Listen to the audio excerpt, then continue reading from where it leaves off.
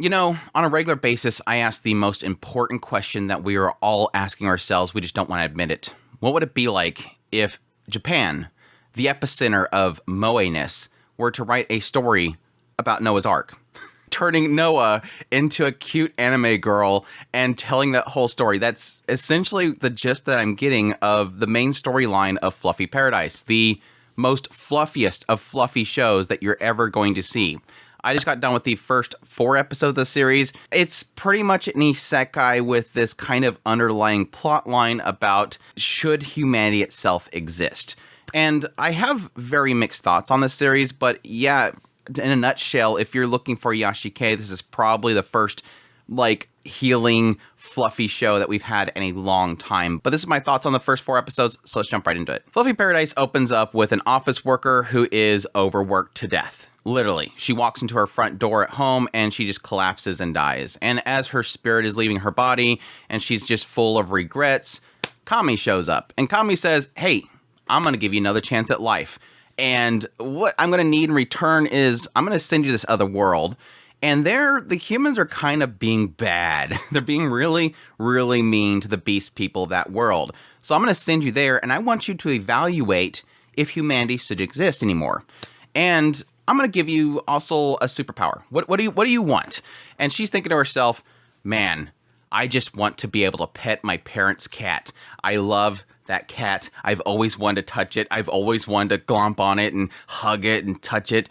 And so Kami says, all right, I'll give you the ability that every animal in the other world is going to love you. And then she gets sent off to the other world where she's born as Nefertima, or Nema. Nema is this little girl that is quite different than her parents, which does become a plotline at some point. She has black eyes, and additionally, her hair color is not the same as her parents. Even though her sister and brother are very similar to their parents, she's not. But she's also without any sort of magical capability, which is also seen as kind of odd for this noble family.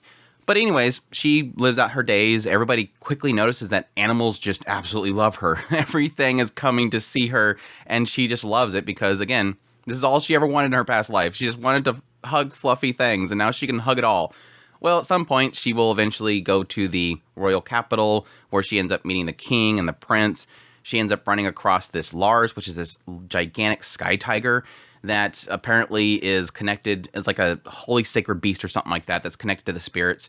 And everybody's freaking out that she just runs up there and jumps on the back of it and rides it around and everything like that. Additionally, later on, Kana, her sister, will do this big exam where she will summon something. And it just so happens she summons a humongous red dragon. And while everybody's like preparing to see if they could possibly defeat it because they're terrified of it, she runs out there and gives the thing head pats, and then it like gives her like this gem that gives some sort of ability for her to communicate to it. Not a pact, but ability to kind of communicate to it. This freaks out everybody because now she has essentially the beck and call of a dragon. And so the entire kingdom has a big, massive meeting to figure out what they're going to do with this girl. And of course, everybody sort of wants to take her for themselves. Like the nobles want to use her for power. You have the church over here, obviously, since it's a Japanese it's a Japanese story. The church is over here conniving about it. Eventually, they kind of figure out a way of one order to kind of keep her safe, and that's really kind of to keep her under the protection of the king himself. The king's trying to protect her. But then we kind of jump forward. She goes and meets, like, the guy that trains all the dragons that they ride for battle. She meets, like, just a bunch of different types of people that are raising animals for the kingdom itself, and, of course, they all love her. And additionally, towards the later part, we have the introduction of Anelli, who is this instructor that the family brings in to train her and teach her schooling and stuff like that. Come to find out, she's really mean. She's really strict, but Nema wants to not rely on her parents to solve her problems, so she tries to essentially prove herself to this instructor.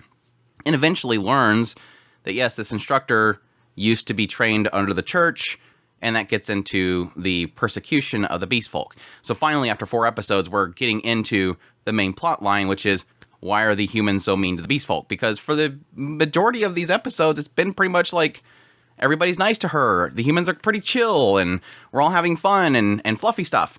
Well, now we have that little underlying plot kind of jumping back up again. And that is the first 4 episodes of Fluffy Paradise. My thoughts on this show so far. Like I said at the very beginning, this is like a very rare, it seems like anymore, a very rare, really fluffy show. A show that it's just fun to look at. It's very soothing. It's just, you want to see her have fun. She's enjoying her time. Everything is super fluffy and she's hugging everything. And it's just super sweet in that regard. And everybody around her is kind of good people. Everybody kind of is looking out for her well-being, despite the fact that I yell at the screen every single time she runs out at some monster, and everybody freaks out thinking she's gonna get hurt, and nobody does anything. This is one of those things where it's like, when I'm watching the show, I put myself in the shoes of the characters, like the mother, the father, her parents. And she literally runs out towards a dragon, and they go, "Wait, no, stop." And they just stand there, and it's like, wait, no, keep moving. What are you doing? Stop her. If your concern is, we know from our perspective that she has this power, so she's not going to get hurt. But I would imagine from their perspective, she's going to die. That little girl is going to die. And they literally just stand there with their hands stretched out like, no, please stop, don't. It kind of reminds me of, I don't know what that was. It was like it was some movie where the guy's like, no, please stop. No, don't do that. I think it was Willy Wonka. Anyways, is that whole kind of scenario. But that aside, it's just a fluffy show. It's super cute kind of seeing her interact with all these animals, and everybody around her obviously are freaking out like, holy crap, how's she getting good with this sky tiger, and now she's got the enhancements of the spirits, or at least they haven't really figured that out yet, but it's implied there that the spirits themselves are keeping her safe. Now she's got this dragon that she can contact. And that all kind of leads into the major plot line, which doesn't seem like it's so much of a major focus of the story itself. It seems like it's getting into it now, that later on she eventually goes to this other town where she's trying to figure out why this village is being attacked by monsters. And she sort of thinks that possibly Kami is trying to test her and getting the flow of the monsters to come that direction, or there could be something else at play here. But the major question here is, what are the humans going to do about these monsters that are encroaching upon them, which is again going into the question mark of how the humans themselves treat other races. It doesn't seem like it's about strictly the beast folk, which seems to be like the first kind of thought process that I had around what Kami is trying to figure out with the humans. But I think it's going to be a general sense of how these humans treat the monsters. And yes, like I joked about before, which is shrug, what typically this goes in the direction of is it's the church. Now, it could be strictly just the leadership of the church. Sometimes they go in that direction. But yes, the church is going to be the group that thinks that anything not human is bad and we need to get rid of them. So I'm assuming that's the direction the plot line is going to go, that she's going to somehow figure out that the church is doing something bad and possibly work with the king or whatnot to stop them. It's just kind of, my question mark is more going to be in the idea of how much of that is going to be a central plot line, because she has not talked to the Kami and since she got transported there. But again, the only thing that this Kami had her do is tell me if they are worth keeping. Again, it's like the Noah's Ark kind of comment, is the, see if people are worthy, change their hearts or whatever, and we'll decide after that. And the people don't change, they're still horrible people, and so the flood happens. And I'm assuming that's what they're kind of basing the story on, is yes, Nema is the Noah to go out there to see if the people are good or not, and then deem if they're worth saving or not. And again, my assumption at this point is it seems like everybody's cool people. You might get eventually into this idea that, yes, Nema will, go to Wilherd, the prince, and say, hey, these people are doing something really bad to the beast folk. We need to stop them. And the prince could say, well, that's normal. It hasn't given that indication. It really has just been kind of focusing it on just really one group of people, which again is the church. So that seems like a simple resolve. So I'm curious what the broader story is going to be, or if there isn't even a broader story. This could just simply be this subplot is sitting here and we'll dabble it every now and then. But the story itself is just, what's the next big massive monster that she can hug and everybody goes, oh my gosh, I thought she was going to die, but for some reason she's got their favor. It is odd that they kind of took this in the direction that they did, and the idea that it's literally, it seems like it's literally anything that is not human likes her. Because I was expecting it to just be fluffy things. I mean, it's in the title, Fluffy Paradise. I wasn't expecting it to be scaly things and stuff like that.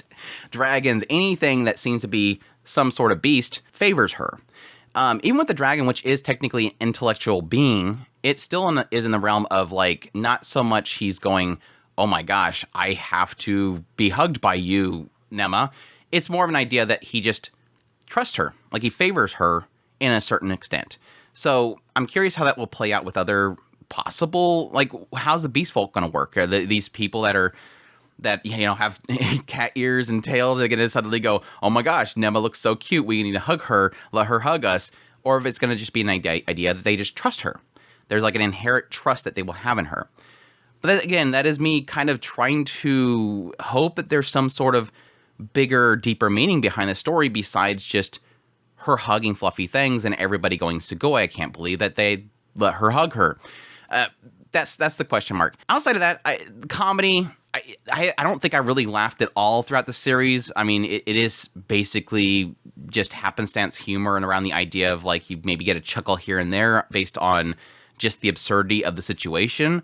But it doesn't, so far, has not really done anything that has had me laughing at really at all. A lot of the side characters are fine. They're not really set pieces, but at the same time, they're not really going hyper deep in these characters. Visually, it's a really solid series. I'm pretty impressed by how well they've done with the character designs, especially with Nema herself. It's a very unique kind of, very moe, lolly type character. They've done really well with the characters and keeping them on model. I did notice towards like the 3rd and 4th episode, you start to see kind of those rough edges starting to appear. So I'm kind of assuming at this point, even though I don't really think EMT Squared is a bad studio, this is where we're already kind of seeing those rough edges that the series going forward will probably just be very standard and just kind of barely moving. But again, they put all the effort where it should be, which is just how cute Nema is and her hugging fluffy things. Overall, I think this is a series that I don't really think I'll tell anybody to go out of their way to watch unless something really incredible happens here coming soon. I will probably continue watching it just because it's a really fluffy show and it's a nice little kind of relaxer show to kind of chill and watch and just enjoy, not really try to have to think too deep on important plot lines. Again, it could eventually get into something really interesting with the persecution of the beast folk, but I don't really expect it. Like I said, I can call it right now. It's going to be the church. The church is doing nasty things, working with the nobles and dukes in certain areas to do horrible things to the beast folk because they don't deserve to live. They're lesser beings. And then Nema's going to work with the king and everybody to stomp them out. I'm calling it now. That's the plot line. This is probably not going to be that deep. This isn't going to be something where eventually she finds out that her father is actually working behind the scenes with Wilherd the prince, and they're all working on a plan to get rid of all the beast folk and because they hate them or something. Or some dark history with the prince that when he was very young, his entire squad got slaughtered by beast folk, and so he's seeking out revenge. I doubt it's going to get that interesting. But we'll see. I'll continue to watch it and see where it goes. But it is definitely a series that if you're looking for a show to kind of unwind to, I mean, yes, we technically have like other shows like Torture Princess, which I think a lot of people will be enjoying for the cutesiness of that one. But this is definitely the one that you take off your thinking cap and just relax and just enjoy the fluffiness. But anyhow, that's my thoughts on Fluffy Paradise. Hope you guys enjoyed this video. As always, if you did, make sure that like button down below, comment. Let me know what's out of the series if you're going to be checking it out. Additionally, if you're new to the channel, make sure that subscribe button to get my content. I do news reviews, first impressions, top list if it's anime, it's pretty much here. Additionally, if you like this content and you want to support the channel more, I have a Patreon link, tips link, super links, membership button down below. Greatly appreciate it, but it supports the channel. It means so much to me, and y'all take care.